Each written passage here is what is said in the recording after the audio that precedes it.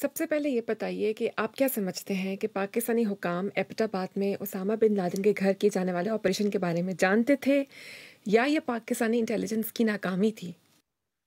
جی، جب Usama bin Laden کے خلاف ایبٹ آباد میں آپریشن ہوا تھا تو اس کے بعد میں خود ذاتی طور پہ وہاں پہ گیا تھا، اور وہ جو علاقہ تھا بلال ٹاؤن کا، وہاں پہ ہم نے لوگوں سے بھی بات کی اور اپنی انویسٹیگیشن کی، تو مجھے یہی پتا چلا کہ یہ ایک انکمپیٹنس تھی، پاکستانی خفیہ اداروں کی نااہلی تھی۔ لیکن پاکستان کی حکومت یا پاکستان کا کوئی ادارہ جو ہے، اس کا اسامہ بن لادن سے کوئی رابطہ نہیں تھا۔ اسامہ بن لادن نے ایک طرح سے ایڈوانٹیج یہ لیا کہ یہ جو علاقہ تھا بلال ٹاؤن، یہ 2005 کا جو زلزلہ تھا نا، اس کے بعد یہاں یہ ایک نئی آبادی تھی، اور یہاں پہ مختلف علاقوں سے لوگ جو ہیں انہوں نے آ کے گھر بنائے تھے، اور یہاں پر پاکستان کی جو سیکورٹی ایجنسیز ہیں وہ کچھ ایسے گڈ طالبان کو پروٹیکشن انہوں نے دی ہوئی تھی، جو کہ ٹرائبل ایریاز میں بیڈ طالبان کے ساتھ لڑائی میں مصروف تھے، اور ان کے یہاں پہ ہائیڈ آؤٹ تھے، تو اس کی وجہ سے یہاں پر ٹرائبل ایریا سے جو لوگ ہیں ان کا آنا جانا ایک روٹین تھی، اور اس کا ایڈوانٹیج اسامہ بن لادن نے اٹھایا، اور اس نے بھی یہاں پر اپنا ٹھکانہ بنا لیا، اور اس کے جو ساتھی تھے ان کی جو آمد و رفت ہوتی تھی ٹرائبل ایریا سے، اس پر سیکورٹی ایجنسیز جو ہیں وہ انہوں نے کوئی نظر نہیں رکھی۔ آپ نے گڈ طالبان اور بیڈ طالبان کا ذکر کیا۔ اسامہ بن لادن کی ہلاکت کے بعد پاکستان کو دہشت گردوں کو پناہ دینے کے الزامات کا بھی سامنا کرنا پڑا۔ آپ سمجھتے ہیں کہ سارے معاملے میں پاکستانی ریاست کی حکمت عملی درست تھی؟ نہیں، پاکستانی جو ریاست ہے اس کی حکمت عملی کبھی بھی درست نہیں تھی۔ یہ ہمیں سمجھنے کی ضرورت ہے کہ یہ مڈ 70s میں یہ حکمت عملی شروع ہوئی تھی، اور یہ حکمت عملی ذوالفقار علی بھٹو صاحب نے شروع کی تھی، جب پشاور میں پیپلز پارٹی کے رہنما حیات شیر پاؤ صاحب جو ہیں ان کو ایک بم دھماکے میں قتل کیا گیا، تو اس کے بعد سے ذوالفقار علی بھٹو صاحب کی جو حکومت ہے، اس نے گلبدین حکمت یار، احمد شاہ مسعود اور برہان الدین ربانی، ان کو پاکستان میں پناہ دی، ان کو ٹریننگ کیمپس دیے، ان کو اسلحہ دیا، انہوں نے افغانستان میں سردار داؤد کی حکومت کے خلاف آپریشن شروع کیے، اور اس کے بعد پھر جب جنرل ضیاء کی حکومت آئی، وہاں پر داؤد کی حکومت ختم ہو گئی اور رشیا آ گیا، تو اس کے بعد پھر پاکستان اور امریکہ دونوں نے مل کر یہ کام کیا۔ تو میں سمجھتا ہوں کہ پاکستان کی جو ریاستی پالیسی ہے، وہ ایک امپریشن یہ ہے کہ وہ جنرل ضیاء الحق کے دور سے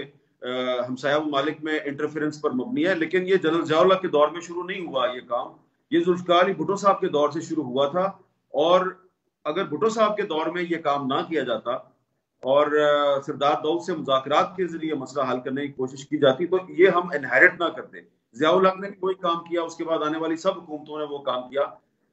اور جب نواز شریف صاحب نے اپنے دور میں اس پالیسی کو بدلنے کی کوشش کی تو انہیں بڑی مزاحمت کا سامنا کرنا پڑا، لیکن اب جو عمران خان صاحب کی حکومت ہے وہ وہی پالیسی چلا رہی ہے جو نواز شریف صاحب کی پالیسی تھی، لیکن نواز شریف صاحب کو اس پر ڈان لیکس کا سامنا کرنا پڑا، لیکن عمران خان صاحب جو ہے ان کو کسی سکینڈل کا سامنا نہیں۔ حمید میر صاحب، آپ نے عمران خان کا ذکر کیا اور آپ نے کہا کہ وہ اب نواز شریف کی پالیسی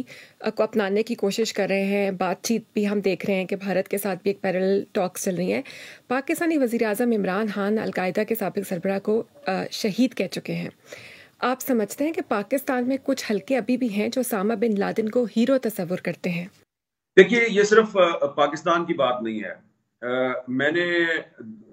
دنیا بھر کے جو وار زونز ہیں، کانفلکٹ زونز ہیں، وہاں پہ میں نے رپورٹنگ کی ہے، فلسطین سے لے کے لبنان تک، لبنان سے عراق، عراق سے سیریا، افغانستان، چیچنیا، بوسنیا، میں نے ہر جگہ پہ رپورٹنگ کی ہے۔ 9/11 کے بعد بھی میں ان سب علاقوں میں گھومتا رہا ہوں۔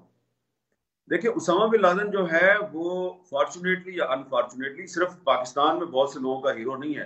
وہ مسلم ورلڈ میں بہت سے لوگ جو ہیں وہ اس کو ایک ہیرو سمجھتے ہیں، بلکہ ابھی بھی کچھ ایسے لوگ ہیں جو یہ سمجھتے ہیں کہ وہ مرا نہیں ہے، ابھی تک زندہ ہے۔ یہ لوگوں کی غلط فہمی ہے۔ لیکن جب میں غزہ میں تھا کچھ سال پہلے، تو جب میں غزہ میں تھا تو وہاں پر میں نے لوگوں سے اس کے بارے میں بات کی، تو ایسا لگا کہ میجورٹی آف دا پیلسٹینینز وہ اس کو ایڈمائر کرتے ہیں۔ جب میں نے ان سے کہا کہ اس کی وجہ سے تو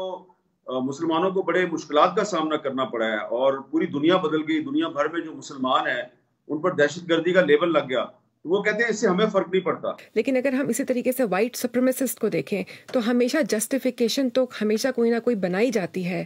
دہشت گردی کی یا انتہا پسندی کی، تو وہ لیکن وہ جائز تو نہیں ہوگا. بالکل. دیکھیں نا، جو بھی آدمی جو ہے وہ اپنے پولیٹیکل گولز کو اچیو کرنے کے لیے وائلنس کا راستہ اختیار کرتا ہے تو ہم اسے اپروو نہیں کر سکتے. لیکن فیکٹ یہ ہے کہ اسامہ بن لادن کے خلاف آپریشن کو بھی اب تقریباً 10 سال ہونے والے ہیں اور اس کا جسمانی وجود مٹایا جا چکا ہے. لیکن آپ مجھے بتائیں، کیا افغانستان میں امن آ گیا ہے؟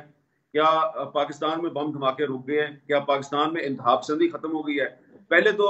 جو ایکسٹریمسٹ ایلیمنٹس تھے